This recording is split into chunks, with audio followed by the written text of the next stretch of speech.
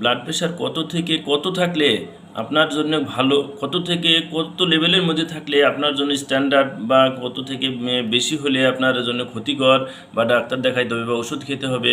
একটা ব্লাড প্রেশারের বিভিন্ন স্টেজ আছে, সেগুলো সম্পর্কে আজকে আপনারা ধারণা পাবেন ইনশাআল্লাহ।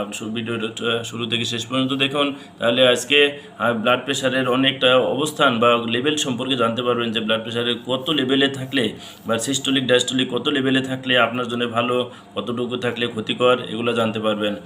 প্রথম অবস্থায় আমি যদি প্রথম থেকে শুরু করি, আগে লো প্রেশার বলি। লো প্রেশার বলতে বোঝানো হয় নর্মালিভাবে আপনার সিস্টোলিকটা 90 যদি থাকে আর ডায়াস্টোলিকটা যদি 60 থাকে, তার নিচে, অর্থাৎ 90-এর নিচে বা 90 থেকে 90-এর নিচে, আর ডায়াস্টোলিকটা 60 বা 60-এর নিচে হলে আপনাকে এটাকে লো প্রেশার বলতে হবে। আর লো প্রেশার, আর যদি নর্মাল ব্লাড প্রেশার, সেটাকে বলা হয়, এর আগেও বলেছি, 120/80, অর্থাৎ সিস্টোলিকটা 120 আর ডায়াস্টোলিকটা 80 হলে এটাকে নর্মাল, এটা স্বাভাবিক, এটা সুস্থ শরীরে থাকার কথা, এটা স্ট্যান্ডার্ড ভালো, আপনার জন্যও ভালো। আর লো প্রেশার যেটা বললাম 90 যদি 60-এর নিচে থাকে, 90/60 বা 90-এর নিচে অথবা 60-এর নিচে যদি হয়, তাহলে আপনাকে লো প্রেশার, অর্থাৎ শারীরিক দুর্বলতা বা বিভিন্ন আরও এই কারণে লো প্রেশার হচ্ছে, এটা চিকিৎসা করতে হবে।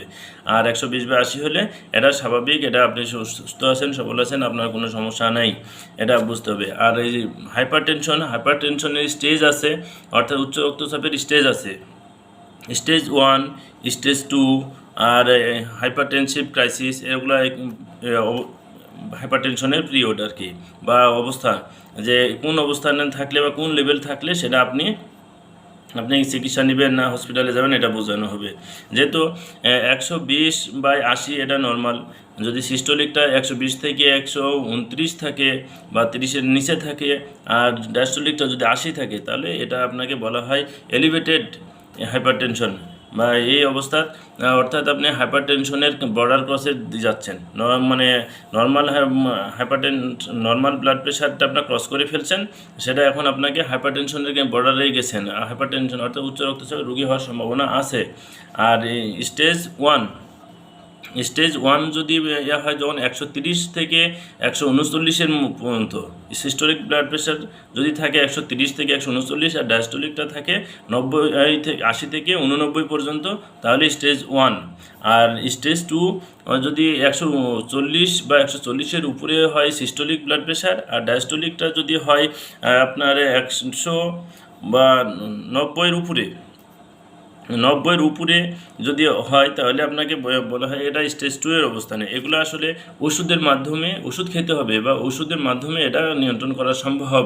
আর যদি আপনার হয় হাইপারটেনসিভ ক্রাইসিস পিরিয়ড হয়, সেই ক্ষেত্রে যদি আপনার ব্লাড প্রেশারে সিস্টোলিক ব্লাড প্রেশারটা 180-র উপরে আর ডায়াস্টোলিকটা 120-এর উপরে যদি হয়, এটা বলা হয় হাইপারটেনসিভ ক্রাইসিস, অর্থাৎ ইমার্জেন্সি পিরিয়ড, বা এটা জরুরি ভিত্তিতে আপনাকে হসপিটালাইজেশন হইতে হবে, বা হসপিটালে যেতে হবে, হসপিটাল ম্যানেজমেন্ট করতে হবে।